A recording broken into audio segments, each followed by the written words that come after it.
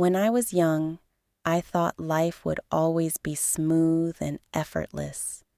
My father's wealth created a world where I never had to worry about anything. I didn't care much about studies. I didn't think about work, and the idea of planning for the future felt unnecessary. Whatever I wanted was easily within reach. If I saw something new in a store, I only had to mention it to my father, and without hesitation, he would buy it for me. My friends sometimes warned me, telling me that life can change and that I should be prepared, but I only laughed at them. I couldn't understand why they took life so seriously. Why should I plan when my father had enough for all of us? That was my mindset, and I believed it deeply. Every day followed the same rhythm. I would wake up late, often staying in bed until someone brought me breakfast. My mornings were filled with television and endless hours of entertainment. If I felt like leaving the house, I called my friends and together we enjoyed expensive restaurants, new gadgets, and luxurious outings. We wore stylish clothes, drove fast cars, and spent money without a second thought. To me, life was like a game, and I believed I was winning it. I never questioned where the money came from or what sacrifices supported it. I lived only for the present moment. If I wanted to travel, I traveled. If I wanted new shoes, I bought them. Whenever the latest phone was released, I made sure I had it first. My father provided everything, and I never once thought about the work behind it. I didn't even ask about his business or his struggles. My comfort was all that mattered, and I believed that such a life would last forever. But then something unexpected happened. One afternoon, my father called me into his room. He sat silently, his face calm but serious. I smiled at him as usual, but he did not smile back. His eyes held a firmness I wasn't used to. For the first time, I felt nervous in front of him. He took a deep breath and said, "You're not a child anymore. You need to think about your future." I laughed lightly, brushing his words aside. "Father, why should I worry? I already have everything I need." But he shook his head and said, "You have everything because I work for it." Life is not always easy. One day, things may change. His tone unsettled me, but I refused to take it seriously. I left the room convinced that he was only being cautious for no reason. That very night, I went out with my friends again, spending freely and laughing loudly, not realizing that life was preparing to teach me a lesson I could never forget. The next morning, things began to shift. My father was waiting for me in the living room, serious again. "Sit down," he said. I told him I had plans, but he ignored my words. "You are no longer a boy. You must learn about life." I tried to dismiss him, claiming that I already knew enough, but he firmly disagreed. Then he simply said, "Come with me." Without explaining, he drove me into parts of the city I had never seen before. The streets were crowded, the buildings worn out, and the air filled with dust. He pointed to a man pushing a fruit cart and said, "Look at him. He rises before dawn, works all day, and earns just enough to feed his family. He doesn't complain, because their survival depends on him." I stayed quiet as my father's words sank in. We drove further and stopped near a small shop where an old woman sat behind a sewing machine. Her hands moved quickly, repairing clothes with steady focus. My father told me she had worked like that for decades, never earning much, but never stopping. Her face showed deep lines of age, her hands were rough, yet she continued without complaint. Watching her stirred something in me. I had never looked at people like this, never considered their struggles. For the first time, I began to see a world beyond my own comfort.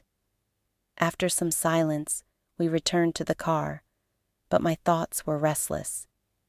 Images of the fruit seller and the old woman played in my mind.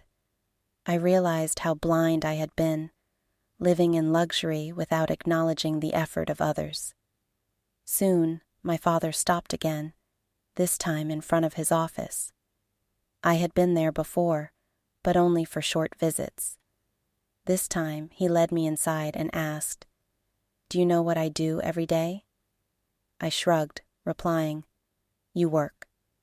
He nodded but pressed further. "Do you know how hard I work?"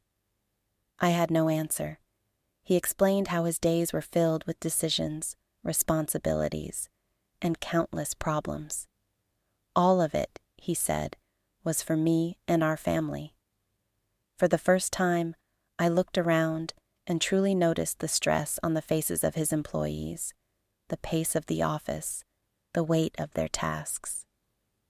Suddenly, the money in my pocket didn't feel so simple anymore. Then he placed a small notebook in my hands and said, "From tomorrow, you will work here."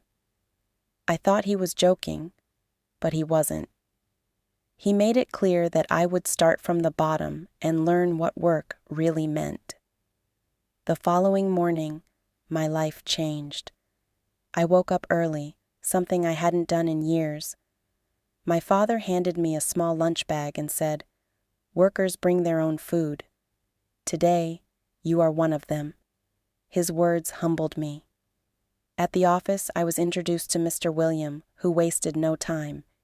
He gave me a desk, a chair, and a tall pile of papers. My task was to check numbers and mark errors. Within an hour, my head hurt and my eyes felt heavy. I longed to stop, but no one around me slowed down, so I kept going. Lunch was simple, nothing like the expensive meals I was used to. For the first time, I ate quietly, realizing that this was the reality for most people. The afternoon dragged on with more papers and more corrections. By the time the day ended, I was exhausted, but strangely, I felt different. When my father asked if I was tired, I nodded. He smiled slightly and said, "Good." And I understood what he meant. Days turned into weeks, and little by little I adapted. The work was hard, but I grew stronger. My hands moved faster, my focus improved, and I made fewer mistakes. Each small word of recognition from Mr. William felt more valuable than any luxury gift I had ever received. I began to see money differently, no longer as something to spend, but as the result of effort, time, and sacrifice. My father also looked different in my eyes. I started to notice his calm strength, his patience, and the respect others had for him. My old friends kept calling me, inviting me to restaurants and parties, but I often said no. They laughed at me for working, but I didn't feel the need to explain. I had changed, and they couldn't understand it yet. One evening, as I left the office, I saw the fruit seller again. His hands were rough, his face tired, but he smiled as he served customers. In that moment, I understood the true meaning of dignity and hard work. Months later, my father surprised me again. He handed me a small key and said, "This is your office."